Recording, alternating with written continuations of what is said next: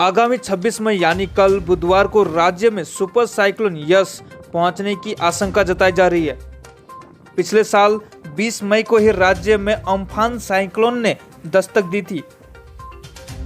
Amphan के कारण जनजीवन अस्त व्यस्त हो गई थी और अम्फान से ही प्रशासन को भी सीख मिली थी। इसलिए इस बार स्थिति को नियंत्रण करने के लिए दीघा शंकरपुर उन्नयन परिषद कार्यालय की निगरानी करने के लिए कंट्रोल रूम खोल दिए गए हैं।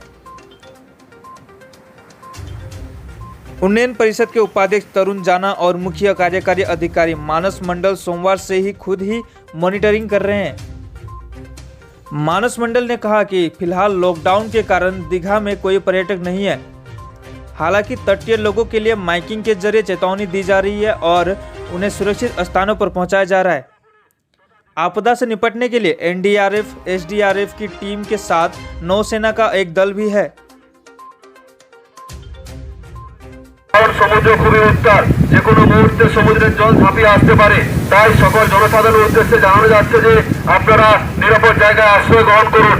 এখানে সমুদ্রের পাশে ঘোরাঘুরি করবেন না, অযথা সমুদ্র দেখার জন্য আসার কোনো দরকার নেই। তাই নিজের বিপদ নিজেই ডেকে আনছেন। তাই সকল জনসাধারণের উদ্দেশ্যে বলছি, আপনারা সবাই বাড়িতে চলে যান, সুস্থ থাকুন, শান্তি থাকুন। তাই সকল জনসাধারণের উদ্দেশ্যে বলা হচ্ছে, আপনারা বাড়ি চলে যান, সমুদ্রের কাছে ঘোরাঘুরি করার কোনো প্রয়োজন নেই।